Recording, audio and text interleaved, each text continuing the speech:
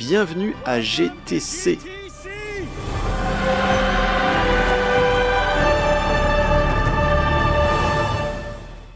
Quelle année incroyable.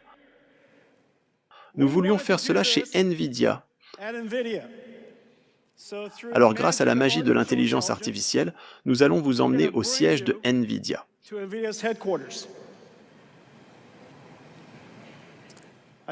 Je crois que je vous emmène au siège de NVIDIA.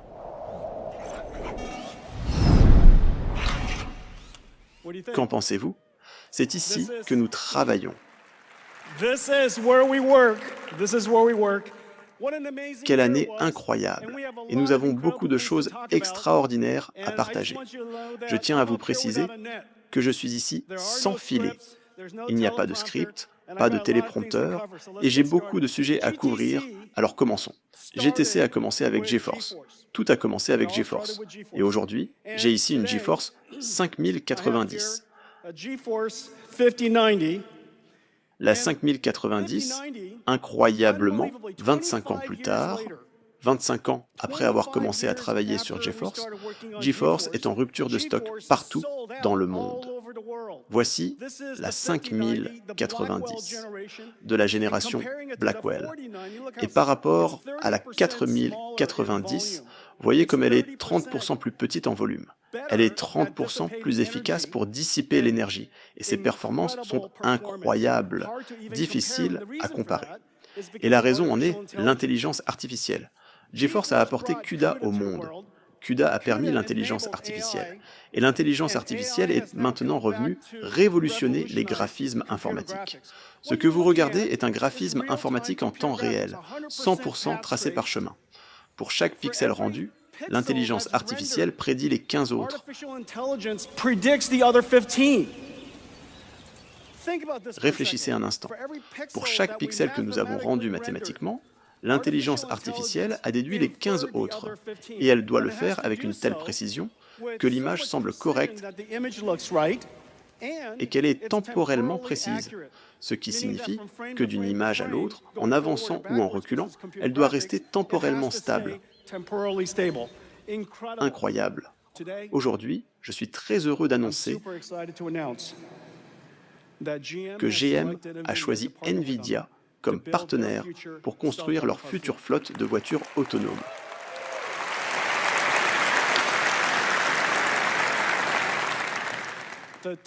L'ère des véhicules autonomes est arrivée et nous sommes impatients de développer avec GM l'intelligence artificielle dans 3 domaines.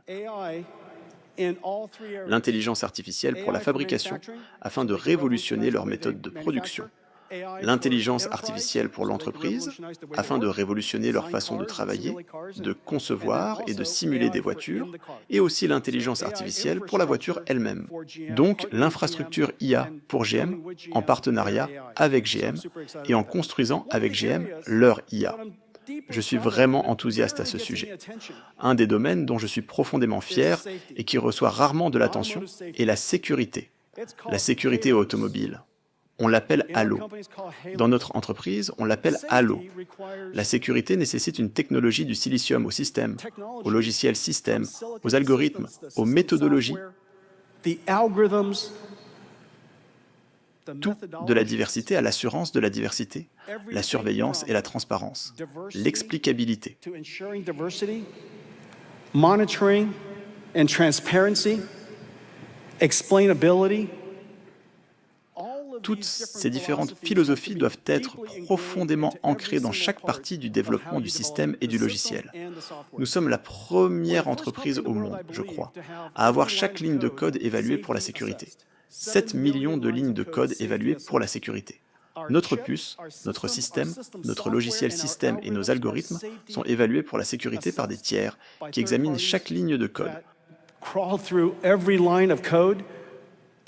pour s'assurer qu'elle est conçue pour garantir la diversité, la transparence et l'explicabilité. Bien, parlons des centres de données.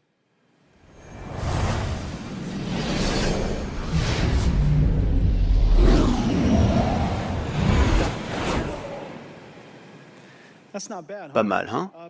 Blackwell est en pleine production. Et voilà à quoi ça ressemble. C'est incroyable. Pour nous, c'est une vision de beauté. Vous êtes d'accord?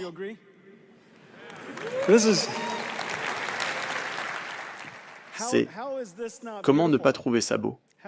Comment ne pas trouver ça beau? Eh bien, c'est un grand pas car nous avons effectué une transition fondamentale dans l'architecture informatique.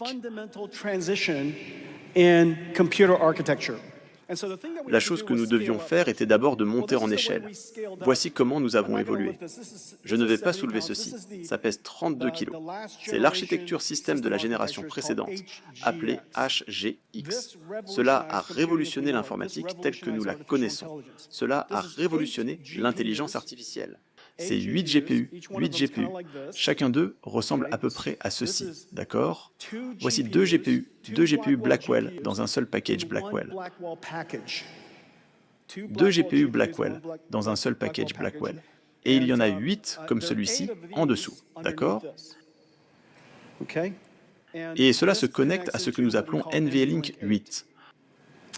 Cela se connecte ensuite à un plateau CPU comme celui-ci.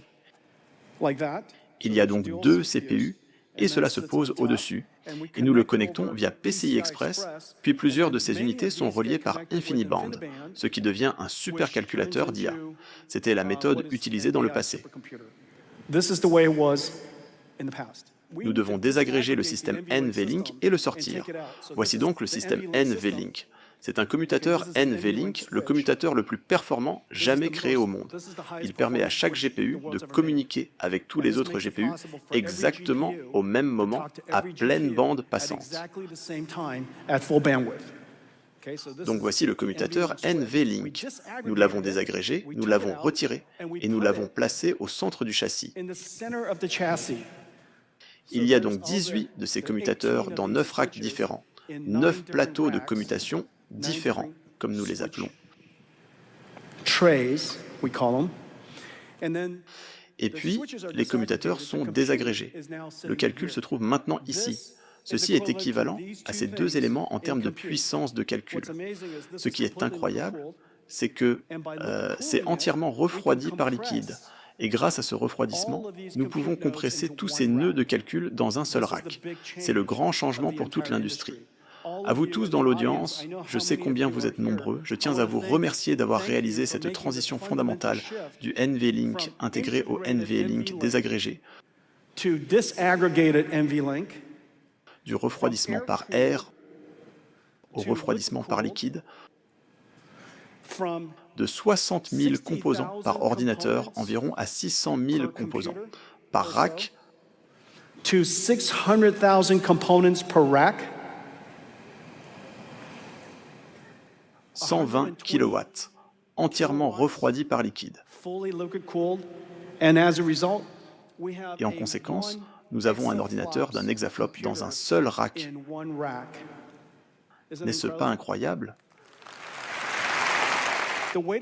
La façon de résoudre ce problème est de le désagréger, comme je l'ai décrit, en rack Grace Blackwell NVLink 72.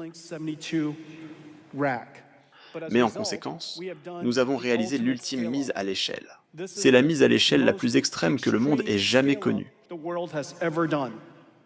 La quantité de calcul possible ici, la bande passante mémoire, 560 téraoctets par seconde. Maintenant, tout dans cette machine est en T. Tout se compte en billions. Et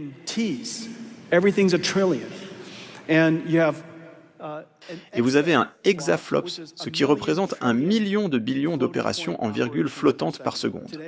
Aujourd'hui, nous annonçons NVIDIA Dynamo.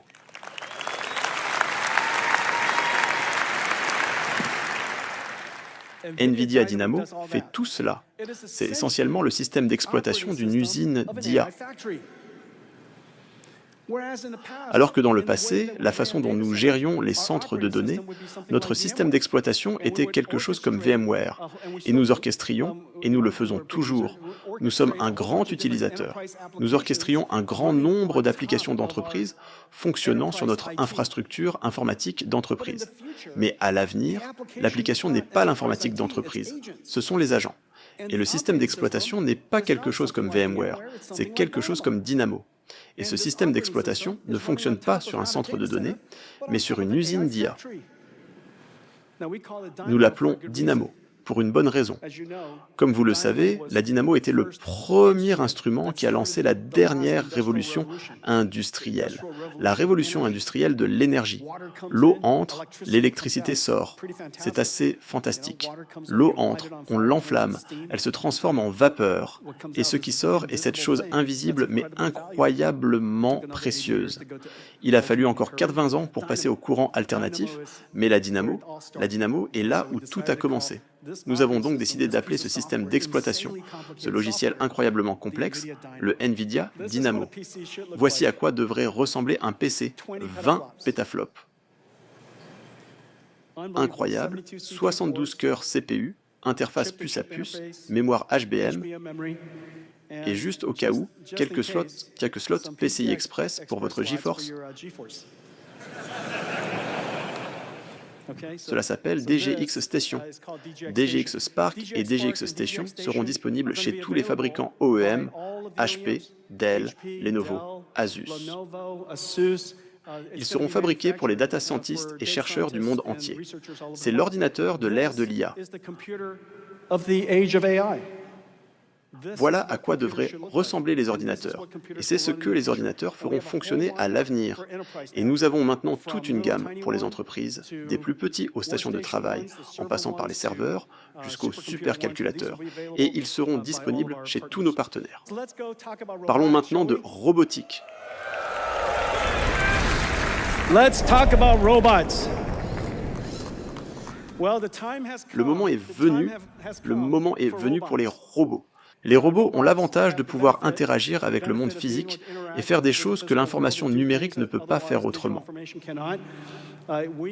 Nous savons très clairement que le monde souffre d'une grave pénurie de main-d'œuvre humaine, de travailleurs humains. D'ici la fin de cette décennie, le monde manquera d'au moins 50 millions de travailleurs. Nous serions plus que ravis de payer chacun d'eux 50 000 $ pour venir travailler. Nous allons probablement devoir payer aux robots 50 000 $ par an pour venir travailler. Et donc ce sera une industrie très très importante. Nous avons créé un système appelé Omniverse. C'est notre système d'exploitation pour les IA physiques. Vous m'avez entendu parler d'Omniverse depuis longtemps. Nous y avons ajouté 2 technologies. Aujourd'hui, je vais vous montrer 2 choses. L'une d'elles permet de développer l'intelligence artificielle avec des capacités génératives et un modèle génératif qui comprend le monde physique. Nous l'appelons Cosmos. En utilisant Omniverse pour conditionner Cosmos et en utilisant Cosmos pour générer un nombre infini d'environnements, cela nous permet de créer des données qui sont ancrées dans la réalité, contrôlées par nous, et pourtant systématiquement infinies en même temps. Donc vous voyez Omniverse, nous utilisons des couleurs vives pour vous donner un exemple de notre contrôle parfait du robot dans le scénario. Et pourtant, Cosmos peut créer tous ces environnements virtuels.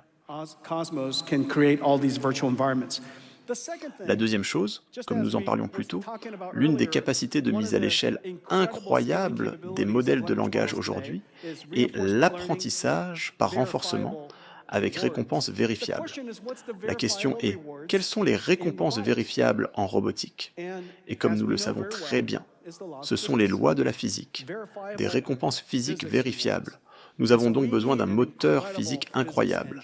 La plupart des moteurs physiques ont été conçus pour diverses raisons.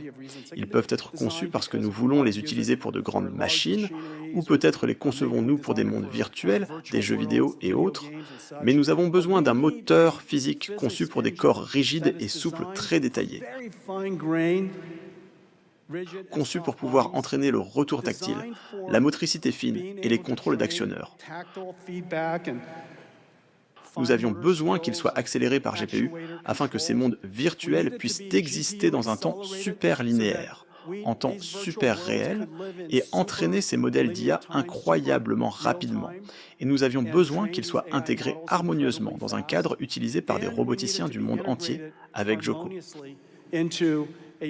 Et donc aujourd'hui, nous annonçons quelque chose de vraiment, vraiment spécial. C'est un partenariat de 3 entreprises.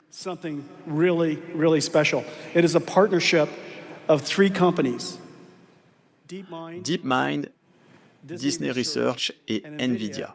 Et nous l'appelons Newton.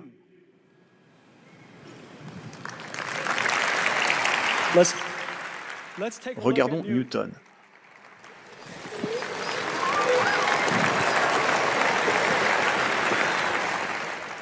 Avouez que c'était incroyable. Et Blue, comment vas-tu? Comment trouves-tu ton nouveau moteur physique? Tu l'aimes bien, hein? Ouais, je parie. Je sais. Retour tactile, simulation de corps rigide et souple, super temps réel. Pouvez-vous imaginer que ce que vous regardiez à l'instant est une simulation complète en temps réel? C'est ainsi que nous allons former les robots à l'avenir. Juste pour que vous le sachiez, Blue possède deux ordinateurs NVIDIA à l'intérieur. Regarde comme tu es intelligent. Oui, tu es intelligent. D'accord. Et Blue, écoute. Et si on les ramenait à la maison? Terminons cette keynote. Notre robotique a fait d'énormes progrès. Et aujourd'hui, nous annonçons que Groot N1 est en open source.